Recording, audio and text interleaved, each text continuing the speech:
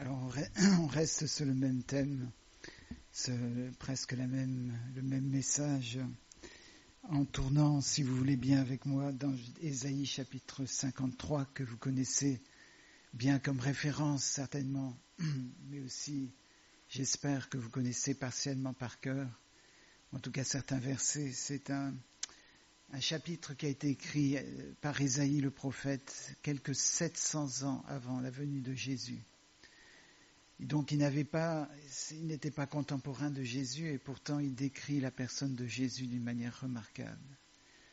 Et ça doit être une lecture assez régulière de ce chapitre de Ésaïe 53. Ça doit être quelque chose que l'on lit et on médite régulièrement. Ça commence réellement à la fin du chapitre 52.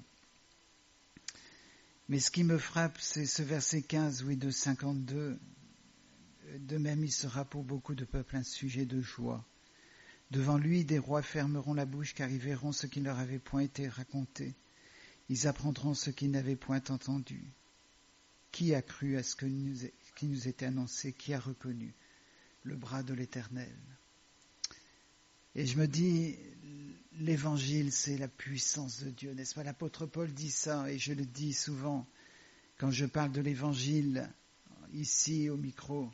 Je commence souvent en disant que l'Évangile, ça n'est pas seulement un texte, ce n'est pas seulement un récit historique, c'est la puissance de Dieu pour le salut de quiconque croit. C'est la puissance de Dieu. L'Évangile est une puissance et beaucoup de gens ne l'ont pas entendu, cette puissance. Ils n'ont pas rencontré cette puissance. Ils ont rencontré le texte, ils ont rencontré le récit. Je sais que dans l'Église catholique, il y a beaucoup de références au récit de l'Évangile, mais il n'y a pas la puissance souvent qui est annoncée. Et les églises évangéliques deviennent comme ça maintenant, sans puissance, alors que le Saint-Esprit a agi au travers de ces églises il y a quelques années, quelques décennies, quelques siècles. Eh bien, on voit que la puissance s'éteint pour laisser place seulement à un texte vide. Un texte qui nourrit l'intellect, un texte qui donne des informations historiques sur Jésus, mais qui ne présente pas le vrai Jésus. Et quand ici il est dit que devant lui des rois fermeront la bouche, car ils verront ce qui ne leur avait point été annoncé, eh bien c'est pour beaucoup de gens le cas, qu'ils entendent quelque chose qu'ils n'ont jamais entendu. Quand ils entendent la prédication de l'Évangile, comme étant la puissance de Dieu pour leur vie. Et c'est le cas ce matin, que si vous n'avez pas encore rencontré l'Évangile, si vous n'avez pas rencontré Jésus-Christ, eh bien vous pouvez le rencontrer. Et si cette puissance se manifeste dans votre vie, vous allez comme ces rois, vous allez l'apprendre et vous allez dire, voilà quelque chose que je n'ai jamais entendu, quelque chose que je n'ai jamais vécu. Et Ésaïe 53 nous décrit la personne de Jésus. Il nous décrit sa personnalité de manière remarquable. Dans le Nouveau Testament, dans les 4 évangiles, vous voyez manifester la personnalité de Jésus. Mais ici, elle est décrite verbalement.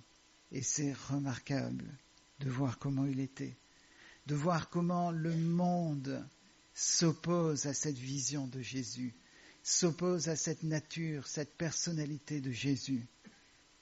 Mais c'est la réalité ici qui est annoncée, qui est prophétisée. Et le premier point que j'allais aborder, mais que Dianette a abordé, c'est le cas, ça se trouve dans le verset, verset 9. On a mis son sépulcre parmi les méchants, son tombeau avec le riche, quoiqu'il n'eût point commis de violence et qu'il n'eût point de fraude dans sa bouche. Il n'a pas commis la violence. Il n'y avait pas du tout chez lui de violence. Quelquefois, on dit que Jésus, quand il a chassé les vendeurs du temple, il a agi avec violence, mais c'est pas vrai. C'est pas vrai, ça ne pouvait pas être vrai. Il est dit, la parole de Dieu nous dit, le zèle de ta maison me dévore. C'est ça qui était dans son cœur, c'était pas de la violence. C'était le zèle de faire la volonté de Dieu. c'était le fait de vouloir ne pas supporter de voir que la maison de Dieu était utilisée pour du commerce. Et si c'est comme ça dans nos vies, qu'il y a des choses qui sont il y a des compromissions dans nos vies, il y a des choses qu'on a faites qui ne sont pas claires, et ça s'adresse à moi en premier. Le Seigneur veut agir avec force, parce qu'il ne supporte pas que la maison de Dieu, que notre corps, que notre personne soit utilisée pour autre chose que pour la gloire de Dieu. Est-ce que ce matin vous voulez, est-ce qu'on désire ce matin que le Seigneur intervienne dans nos vies de manière forte? Ça ne sera pas la violence, parce qu'il n'a pas de violence. Il n'a pas cette haine, ce manque d'amour qui fait qu'on est violent dans nos propos, violent dans nos réactions, violent dans nos actions. Mais c'est la douceur qui caractérisait Jésus. Il est humble et doux, nous dit un des prophètes. La douceur de Jésus. J'ai été choqué quand j'ai lu ce matin, dans le texte, je ne suis pas du tout hébraïsant, mais j'ai regardé bien sûr la traduction en hébreu du mot violence ici, c'est Hamas. Et ça m'a beaucoup frappé, que la violence ici s'est associée à ce mot qui en arabe veut dire autre chose, qui veut dire un zèle. Mais en tout cas, c'est le cas en hébreu que c'est le mot Hamas. Il est dit qu'il n'y avait pas de fraude dans sa bouche. Il n'y avait pas de tromperie. Ça veut dire la fraude, c'est la tromperie, n'est-ce pas? Vous savez, quand il a vu Nathanaël qui s'approchait de lui, il a dit, voilà un Israélite dans lequel il n'y a pas de fraude. Ça ne disait pas grand-chose sur les Israélites de l'époque, mais en tout cas, il n'y avait pas de fraude en Nathanaël. Mais ici, chez Jésus, il n'y avait pas de fraude. Ce qui a frappé Simon-Pierre, c'est que insulté, il ne rendait pas l'insulte. Comme je dis souvent, c'est probablement parce que Pierre savait que lui, dans sa vraie nature, quand on l'insultait, il rendait 2 fois l'insulte. Il a réagi, n'est-ce pas? Il ne se laissait pas faire. Il a dû apprendre à la Pentecôte, par le Saint-Esprit, par la rencontre avec l'Évangile de Jésus. Il a dû voir ce que c'est que d'être délivré de la fraude. Je parle pour l'apôtre Pierre. D'être délivré de la violence. Il a été transformé. Et c'est ça la rencontre avec l'Évangile. Et chez Jésus, il n'y a pas cette fraude, il n'y a pas cette violence. Il n'y a pas de propos qui ne soient pas selon la vérité. On est entouré de mensonges. Les politiques nous mentent. Les dirigeants nous mentent. Les médecins nous mentent. Des messages sont transmis où on nous fait croire des choses qui ne sont pas justes. On m'a dit, et puis j'ai vérifié que c'était vrai, on dit que même Galilée, qui n'arrivait pas à démontrer ce qu'il pensait il pensait juste, concernant la rotation de la Terre autour du Soleil au lieu du Soleil autour de la Terre. Il avait cette intuition que ça devait être comme ça. Mais il n'y avait pas de preuves scientifiques, donc il a inventé des preuves scientifiques. Il a essayé d'appuyer sa théorie sur des inventions et il a menti. Et on voit que même dans les églises, il y a des gens qui mentent.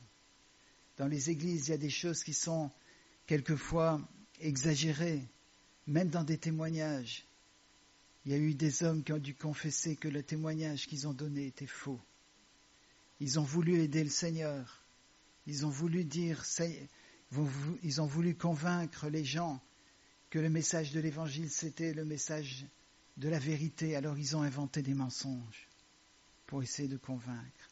Ils ont exagéré leur expérience. Dieu a fait quelque chose de miraculeux dans ma vie, dans tel domaine. Et c'était un petit peu exagéré. Il y a un des 10 commandements qui dit « Tu ne porteras pas de faux témoignages ». Et un faux témoignage, c'est pas seulement pour diffamer la personne. La diffamation est une chose terrible. Comme a rappelé Emmanuel Blavout il n'y a pas longtemps, le terme pour calomnie, c'est le terme diabolos en grec.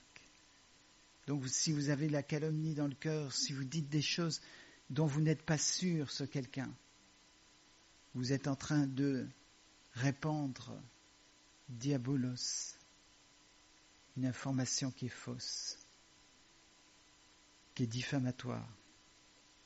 Mais en tout cas, chez Jésus, il n'y avait pas ce genre de discours. Il était le chemin, la vérité et la vie. Il était celui qui ne pouvait que prononcer la vérité parce qu'il était lui-même la vérité. Comment voulez-vous que la vérité produise du mensonge ? Il était la vérité. Et si vous cherchez la vérité ce matin, ne cherchez pas dans une église. Ne faites pas les églises de France pour voir où est la vérité. Cherchez Jésus. Quand vous rentrez chez vous, demandez au Seigneur de se révéler à vous. Je me rappelle quand il s'est révélé à mon cœur d'une manière spéciale, d'une manière définitive. Quand j'étais adolescent, il s'est révélé et la paix qui est venue dans ma vie, le fardeau de mes péchés qui est tombé, la culpabilité, n'est-ce pas? Ici dans le chapitre 53 finit par ce verset merveilleux, il a intercédé pour les coupables. Peut-être ce matin vous vous sentez rongé par la culpabilité. La culpabilité parce que la loi vous condamne, parce que même les hommes et les femmes vous condamnent. Vous avez des choses, des actes, vous avez eu des pensées, vous avez pratiqué des choses que vous ne pouvez pas prononcer parce que vous êtes condamné. Mais ici, il a intercédé pour les coupables. Et si vous êtes coupable ce matin, vous avez un intercesseur. Et c'est Jésus, le seul qui puisse intercéder. Oh, les hommes condamnent très facilement, font des procès très faciles. Mais eux-mêmes, ceux qui font les procès, ont besoin d'être pardonnés pour les fautes bien plus graves qu'ils ont commises. Donc le Seigneur ici n'a ni fraude, ni violence, et il intercède pour les coupables. Il a porté les péchés de beaucoup d'hommes. Et ça, c'est sa mission sur la terre, c'est pas seulement sa personnalité, bien que ce soit sa personnalité. C'est sa mission sur la terre, et dans Ésaïe 53, c'est à plusieurs endroits comme ça. Il nous est dit que, par exemple au verset 4, ce sont nos souffrances qu'il a portées, c'est de nos douleurs qu'il s'est chargé. Au verset 5, il était blessé pour nos péchés, brisé pour nos iniquités. Le châtiment qui nous donne la paix est tombé sur lui, et c'est par ses meurtrissures que nous sommes guéris. Il est impossible de lire ces paroles et de ne pas croire que c'est Jésus qui a accompli cela. Il n'y avait aucun prophète à l'époque, il n'y avait personne qui pouvait faire ça, qui pouvait porter le péché, qui pouvait être frappé pour porter les iniquités du peuple. Mais le Seigneur l'a fait au travers de Jésus-Christ. Il a porté vos péchés. Et c'est lui qui a porté sur la croix vos péchés, vos problèmes, votre culpabilité. Il les a portés sur la croix. Et ça veut dire qu'il a dit tout est accompli. La puissance de Dieu s'est accomplie pour vous à la croix du Calvaire et pour moi. Et c'est le message encore de l'Évangile. Un autre trait de la personnalité de Jésus qui apparaît très clairement dès la fin du chapitre 52. Au verset 14, de même, il a été pour plusieurs un sujet d'effroi, tant son visage était défiguré, tant son aspect différait de celui des fils de l'homme. Et j'aime bien verset 2 du chapitre 53. Il s'est élevé devant lui comme une faible plante, comme un rejeton qui sort d'une terre desséchée. Il n'avait ni beauté ni éclat pour attirer nos regards et son aspect n'avait rien pour nous plaire. Méprisé, abandonné des hommes, homme de douleur et habitué à la souffrance, semblable à celui dont on détourne le visage, nous l'avons dédaigné. Nous n'avons fait de lui aucun cas. Jésus n'était pas un leader charismatique. Jésus n'était pas quelqu'un qui avait de la prestance. Il était défiguré par la souffrance. Il était quelqu'un qui n'avait aucun attrait ni de beauté. Et c'est ça que la société met en avant. Un leader a plus de chance, je suis désolé Pascal, s'il approche les 1m90. Il a beaucoup plus de chances de réussir à convaincre.